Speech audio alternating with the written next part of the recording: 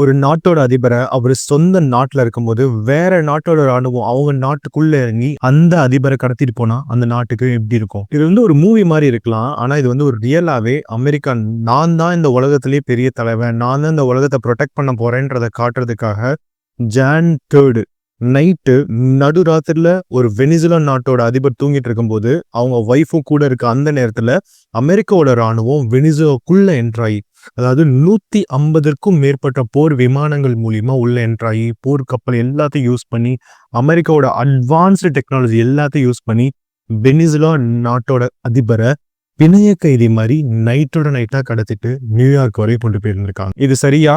அப்படி என்ன கோவம் யுனைடெட் ஸ்டேட்ஸ் ஆஃப் அமெரிக்காக்கு? இல்ல இதுக்கு பின்னாடி பெரிய ஒரு பொருளாதார சூழ்ச்சி அமெரிக்கா கிரியேட் பண்ணியிருக்கா? அதுதான் இந்த வீடியோல ஒரு 5 நிமிஷத்துல பார்க்க போறோம். வாங்க வீடியோக்குள்ள போலாம். நிக்கோலஸ் மதுரோ அவர் ஆரம்பத்துல ஒரு பஸ் டிரைவரா இருக்காரு. அதுக்கப்புறம் வந்து இந்த ட்ரேட் யூனியன் சொல்லுவாங்க இல்லையா, அதாவது வர்த்தகத்துக்கு ஒரு ஸ்டேட்டுக்குள்ள ஒரு யூனியன்லாம் இருக்குள்ள அதுக்கு ஒரு தலைவரா மாறுறாரு. ஒரு காலகட்டத்துக்கு மேல அவரு வெனிசுலாக்கே ஒரு அதிபரா மாறுறாரு. வெனிசுலாக்கே பிரசிடென்டா மாறுறாரு. அதுக்கு முன்னாடி சாவேல்னு ஒருத்தர் இருந்திருக்காரு. ஆல்ரெடி இந்த வெனிசுலா கண்ட்ரி நம்ம எடுத்துக்கிட்டோம்னா சோசியலிஸ்ட் ரெவல்யூஷனால அது கிரியேட் ஆயிருக்கும். அதாவது எப்படின்னா ஒரு சமூக உடைமைனால ஒரு புரட்சி மேற்பட்டிருக்கும். அதாவது எல்லாத்துக்கும் எல்லாமே சமந்தாப்பா அப்படின்றதா சோசியலிசம். நம்ம தளபதிலாம் வந்து சொல்ற மாதிரி நம்ம பசிச்சா சாப்பிட்ற அடுத்த இட்லி இன்னொருத்தவங்க தட்டுல இருந்து அப்படின்னு வந்து சொல்லியிருப்பாரு இந்த கத்தி படத்துல. அதாவது வந்து எல்லாமே, அதாவது எவ்ரிதிங் ஃபார் எவ்ரி ஒன்றதா சோஷியலிஸ்டிக் ஐடியாலஜி. நீங்க எவ்வளவு சம்பளம் ஆகணும்னு கவர்மெண்ட்டே முடிவு பண்ணும், உங்களோட கவர்மெண்ட்டே டேக் கேர் பண்ணிக்கும், எல்லாமே வந்து சோஷியலிசம் ஐடியாலஜில இருக்கும். அந்த மாதிரி மீண்டு ஒரு புரட்சி பண்ணி வந்த நாடு தான் வந்து வெனிசுலான்ற ஒரு நாடு. உங்க எல்லாத்துக்கும் தெரியும். அது வந்து சவுத் அமெரிக்கால இருக்கு. நியர்பை கியூபான்னு சொல்லலாம். கியூபாலவே நம்ம வந்து இன்னைக்கு பார்த்துக்கிட்டோம்னா நிறைய நிறைய பேர் வந்து செய்குவாரா அது மாதிரிலாம் பேசிட்டு இருப்போம். அந்த மாதிரி ஒரு நாடுகள் தான் வெனிசுலான்ற ஒரு நாடு. ஆனா அந்த நாட்டை நேத்து United States of America attack பண்ணியிருக்கு. அதாவது முன்னாடி இந்த அதிபர் காலத்துல அதாவது இலவச கல்வி, இலவச மருத்துவம் அந்த மாதிரி நிறைய விஷயங்கள் கொடுத்திருக்காங்க. ஏன்னா அது ஆரம்பத்துல சோஷியல், அதாவது சமூக உடைமை அப்படின்றத வந்து ஆரம்பத்துல ஃபாலோ பண்ணனால அது எல்லாத்தையும் அந்த அதிபர் பண்ணிட்டு இருந்திருக்காரு. 2013 அப்புறம் மதுரோ ஆட்சிக்கு வந்தோடனே எல்லாமே தலைகீழ சேஞ்ச் ஆகுது. அவரு ஒரு சில நேரம் ஒரு கரப்ஷன் சார்ஜஸ்லயும் மாட்டுறாரு. யுனைடெட் ஸ்டேட்ஸ் ஆஃப் அமெரிக்கால இருக்க அந்த கவர்மெண்ட்டே என்ன பண்ணிருக்கு, அமெரிக்கால இருக்க ஒரு கோர்ட்டை என்ன பண்ணிருக்கு, அதாவது மதுரோ மேல ஒரு கேஸ் ஒன்று போட்டிருக்காங்க. அந்த ட்ரக் கேஸ்ல வெனிசுலா இருந்து நிறைய மக்கள் வந்து யுனைடெட் ஸ்டேட்ஸ் ஆஃப் அமெரிக்காக்குள்ள என்டர் ஆறாங்க. அதாவது வந்து இந்த உலகத்துக்கே ட்ரக் அப்படின்றது ஈஸியா எல்லாத்துக்கும் கிடைக்கிறதுக்கு காரணம் இந்த மதுரோ பைய தான் அப்படின்றத வந்து யுனைடெட் ஸ்டேட்ஸ் ஆஃப் அமெரிக்கா அதுவும் அவங்கள்ட்ட இருக்க ஒரு கோர்ட்டே வந்து சொல்லியிருந்திருக்கு. ஆனா மதுரோவோட காலகட்டத்தில் இதெல்லாம் நடந்துச்சான்னு கேட்டீங்கன்னா ஆமாங்க, இந்த மாதிரி விஷயங்கள் நடந்தா இருக்கு. அவர் அந்த ஆட்சிக்கு வந்தோடனே ஒரு டிக்டேட்டர், சர்வாதிகாரி மாதிரியே இருந்திருக்காரு. அந்த நேரத்துல பாத்தீங்கன்னா 70 லட்சம் வெனிசுலாவோட சிட்டிசன்ஸ், அவங்க குடியுரிமை வச்சிருக்க மக்களே, அந்த நாட்டு மக்களே வேற நாட்டுக்கு தப்பிச்சு ஓடி இருக்காங்க. ஏன்னா இவரோட கவர்மெண்ட் நல்லா இல்லை அப்படின்றதுனால. இவரோட கவர்மெண்ட் நிறைய கரப்ஷன் இருக்கு, எனக்கு நாட்டுல இருக்கவே பிடிக்கலப்பா, நான் வேற நாட்டுக்கு போறேன்ப்பான்னு சொல்லி 70 லட்சம் மக்கள் வந்து தப்பிச்சிருக்காங்க.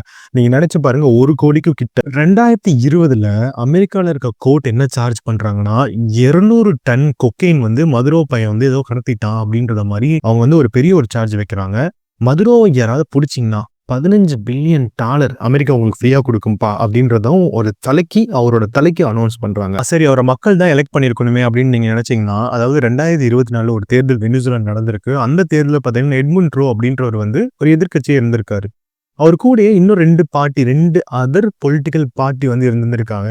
அந்த 2 பொலிட்டிக்கல் பார்ட்டிலையும் ஒருத்தரை வந்து அவர் என்ன ஆனார்னே தெரியல, இன்னொருத்தர் வந்து அவர் அரெஸ்ட் பண்ணி ஜெயிலில் வச்சிருந்திருக்காங்க. இந்த எட்முண்டோவுமே அவரு கால்குலேஷன் படி 67% மக்கள் வாக்கு வந்து அவருக்கு கிடைச்சிருக்கு. ஆனா மதுரோவோட கணக்குப்படி அந்த இடத்துல அவருக்கு 43% வாக்கு தான் கிடைச்சிருக்குன்னு அவர் சொல்லப்படுறாங்க. அதிகமான மற்ற வாக்குகள் எல்லாமே மதுரோவுக்கு மட்டும்தான் கிடைச்சிருச்சுன்னு சொல்றாங்க. இதுவே வந்து ஒரு ஓப்பன் எலெக்ஷன் ஃப்ராட் அப்படின்றதையுமே வந்து யுனைடெட் ஸ்டேட்ஸ் ஆஃப் அமெரிக்கா வந்து சொல்லிட்டு இருக்காங்க. இது உண்மையாலுமே வந்து மக்களால் தேர்ந்தெடுக்கப்பட்டவன் கிடையாது. இவன் வந்து ஆல்ரெடி ஏதோ ஒரு கரப்ஷன் பண்ணி ஏதோ ஒரு அலிகேஷன் பண்ணி தான் அந்த இடத்துக்கே வந்திருக்கான், ஏதோ ஒன்று நடந்திருக்கு அப்படின்றத அவங்க முன்னாடி இருந்தே இதை சொல்லிட்டு இருந்திருக்காங்க. சரி, அதெல்லாம் இருக்கட்டும். இந்த அமெரிக்கா எப்போ போய் அட்டாக் பண்ணாங்க, என்னைக்கு இதெல்லாம் நடந்துச்சு, எப்போ இதை முடிவெடுத்தாங்கன்னு கேட்டிங்கன்னா, ஜஸ்ட் ஜனவரி 1 வந்து ஒரு அனௌன்ஸ்மெண்ட் ட்ரம்ப் கொடுக்குறாரு. என்னன்னா, ஈரான்ல ஏதாவது ஒரு நடந்துச்சுன்னா அமெரிக்கா வந்து ஹெல்ப்புக்கு வரும், ஈரான் வந்து அவங்களுக்காக வாய்ஸ் கொடுக்கும், ஈவன் நாங்கள் ஆர்மியை கூட யூஸ் பண்ணுவோம்னு சொல்லிட்டு ஒரு பெரிய ஒரு அனௌன்ஸ்மெண்ட் குடுத்தாரு. அதுக்கப்புறம் ஜான் 2 என்ன பண்றாங்க, நைட்டு 10:50 கிட்ட டொனால்ட் ட்ரம்ப் என்ன பண்றாரு, நம்ம வந்து வெனிசுலாவ அட்டாக் பண்ணலான்னு வந்து ஆர்மிக்கு பாஸ் பண்றாரு. ஆர்மி என்ன பண்றாங்க, நைட் மதுரோ தூங்கிட்டு இருக்கும்போது வந்து ஒரு ஃபோர்ட்ல இருந்திருக்காரு. அந்த ஃபோர்ட்லயுமே பார்த்தீங்கன்னா, அதோட கதவுலாம் பார்த்தீங்கன்னா, ஒரு ஸ்ட்ராங்கான இரும்பால செய்யப்பட்டதாமா. அங்கேயும் அந்த ஆர்மி பீப்பிள், அதாவது வெனிசுலால இருக்க மக்களே நெறைய பேர் இருந்திருக்காங்க. அவங்களோட ஆர்மி புரொடெக்ட் பண்ணியிருக்கு. அவங்களோட டெக்னாலஜி டெக் எல்லாமே அந்த இடத்துல இருந்திருக்கு. ஆனா, அவரு கதவ லாக் பண்ணாம விட்டிருந்திருக்காரு. அவரு தூங்கிட்டு இருந்த அந்த கதவ. அப்படி என்ன நடந்துட்டு இருக்கும்னா, அந்த இடத்துல 1:30க்கு அமெரிக்கன் ஆர்மி 150க்கும் மேற்பட்ட ஃபைட்டர் ஜெட்ஸோட வெனிசுலாக்குள்ள என்டர் ஆகுறாங்க. அந்த ஆர்மி ஹெலிகாப்டர் முன்னாடி ஒரு 100 அடி கிட்ட பக்கத்துல போம்போது, ஆர்மி ஹேக்கர்ஸ் என்ன பண்றாங்க, ஆர்மில வந்து ஸ்பெஷல் டீம் இருக்கும் இல்லையா? அந்த டெக்னிக்கல் டீம் என்ன பண்றாங்க, வெனிசுலா நாட்டையே கம்ப்ளீட்டா பிளாக் பண்றாங்க. எல்லா இடத்துலயும் குண்டுகள், மலைகள்லாம் பொழியுது. அதே மாரி அந்த கர்காஸ் அப்படின்ற ஒரு இடத்துல என்ன பண்றாங்க, ஒரு வெனிசுலா என்டர் ஆனோனே அந்த ஃபோர்ட் கிட்ட போகும்போது, அந்த இடத்துல இருக்க எல்லா ரீஜன்லயும் கரண்ட்ட கட் பண்றாங்க. கரண்ட்ட கட் பண்ண உடனே, அந்த ஆர்மி அந்த இருக்க ரோப் மூலியமா என்டர் ஆயி அந்த ஃபோர்ட்ல இருக்க எல்லாத்தையும் அட்டாக் பண்ணி, அந்த அதிபரையும், அவங்களோட ஒய்ஃபையும் பிணைய கைதிகள் மாரி, ஒரு அக்யூஸ்ட் எப்படி ட்ரீட் பண்ணுவோமோ, அதே மாரி அந்த இடத்துல வந்து அவங்கள கேப்சர் பண்ணி, ஃப்ளைட் மூலியமாவோ, கப்பல் மூலியமாவோ அவங்க யுஎஸ்ஏக்கு கொண்டு வந்திருந்திருக்காங்க. இந்த இடத்துல 80க்கும் மேற்பட்ட ராணுவ வீரர்கள் மற்றும் சாமானிய மக்கள் இறந்திருக்காங்க. கியூபாவை சேர்ந்த 25 பேருன்னு சொல்றாங்க. இது ஆப்பரேஷனுக்கு ஒரு பேர் வைக்கணும் இல்லையா? ஆப்பரேஷன் அப்சல்யூட் ரிசால்வ்னு அமெரிக்கன் கவர்ன்மெண்ட் பேர் வச்சிருக்காங்க. இது எல்லாத்தையும் பண்ணிட்டு ட்ரம்ப் என்ன பண்றாரு, அடுத்த நாளே பார்த்தீங்கன்னா வந்து, நான் தான்ப்பா இதெல்லாம் பண்ணேன். எல்லா நாடும் என்ன பார்த்து பயப்படணும். நான் தான் இந்த உலகத்தோட பெரிய தலைவன். எவன் டொனால்ட் ட்ரம்ப் ஈவன் பேர கேட்டா கூட பயப்படணும் அப்படின்னு சொல்ற மாரி ஒரு பெரிய ஒரு ஸ்டேட்மெண்ட் பிரஸ் ரிலீஸே குடுக்குறாரு தைரியமா. எனக்கு ஒரு விஷயம் தோணுதுங்க. என்னன்னா, அதாவது வந்து இந்த உலகத்த வந்து பீஸ் அதே மாரி நெறைய விஷயத்த கொண்டு வரதுக்கு இந்த வேர்ல்ட் இன்ஸ்டிடியூஷன்லாம் நெறைய இருக்கு. யுனைட்டட் நேஷன் அப்படின்ற இன்ஸ்டிடியூஷன்லாம் நெறைய இருக்கு அப்படின்லாம் சொல்றாங்க. ஆனா, இந்த மாரி நெறைய இன்ஸ்டிடியூஷன்லாம் இருக்கு. ஆனா, இதெல்லாம் ஏன் உடனே கேள்வி கேட்க மாட்டேங்குது? இந்த மாரி பிரசிடென்ட்லாம் அவங்க என்ன பண்ணிட்டு இருக்காங்க? யுனைட்டட் நேஷனோட பிரசிடென்ட்ஸ் எல்லாம் அப்படின்னு எனக்கு ஒரு பெரிய ஒரு கேள்வி எழுது. ஒரு முக்கியமான ஒரு விஷயம் என்னன்னா, அதாவது அவரு வெனிசுலா நாட்டுலருந்து அந்த அதிபர தூக்கிட்டு வந்தோனே, வெனிசுலா நாட்டு மக்கள் எல்லாமே அகைன்ஸ்ட்டா மாறுறாங்க. அதாவது வெனிசுலா நாட்டுல அந்த இடத்துல வந்து நோபல் பீஸ் பிரைஸ் வாங்குன ஒரு பெண்ண அந்த நாட்டோட டெம்பரரி அதிபரா மாத்துறாங்க. அந்த டெம்பரரி அதிபர் already Nobel peace prize already Nobel peace prize தரலன்னு தான் ட்ரம்ப் கோச்சுக்கிட்டாரு. அதாவது நான் தான் இந்த உலகத்துல அமைதி நிலைநாட்டுறேன் அப்படின்னு சொல்லிட்டு. ஆனா ஒவ்வொரு வாட்டியும் போரையே அவர் தான் கொண்டு வந்துட்டு இருக்காரு.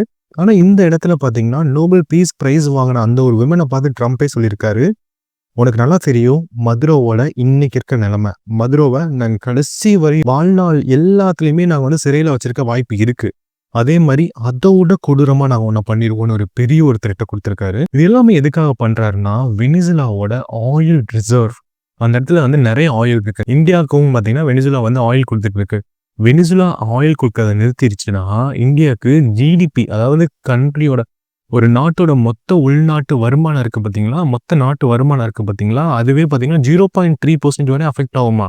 அந்த அளவு நம்ம வெனிசுலா மேல டிட்டர்மைன் பண்ணி அந்த அளவு வெனிசுலாவை நம்பிட்டு இருக்கோம். ட்ரம்ப் என்ன சொல்றாரு, அதாவது வெனிசுலா இருக்க ஆயில் ரிசர்வ் எல்லாத்தையுமே வந்து நாங்க யூஎஸ்ல இருக்க பிரைவேட் கம்பெனி மூலியமா இந்த உலகத்துக்கே செல் பண்ண போறோம். இனிமே வந்து யுஎஸ்ஏ வந்து வெனிசுலாவோ அதோட ஒரு டெரிட்டரியாவே மாத்திக்கும், யுஎஸ்ஏவே கவர்ன் பண்ணும் அப்படின்னு சொல்றாரு. இது ஒரு பெரிய ஷாக்கிங்கா இருந்துச்சுங்க. நீங்க நினைச்சு பாருங்க, பங்களாதேஷ்ல பக்கத்துல இருக்கு நம்ம பக்கத்து நாடு பாத்தீங்கன்னா, அங்க வந்து ஒரு பிரச்சனை இருக்கு.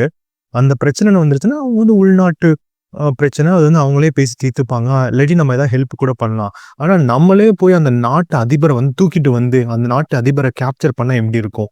பாகிஸ்தான் வந்து இந்தியாவோட பிரசிடென்ட்டே அப்படி பண்ண எப்படி இருக்கும்? அந்த மாதிரிதான் யுஎஸ்ஏ வந்து இன்னைக்கு இப்படி பண்ணியிருந்திருக்கு.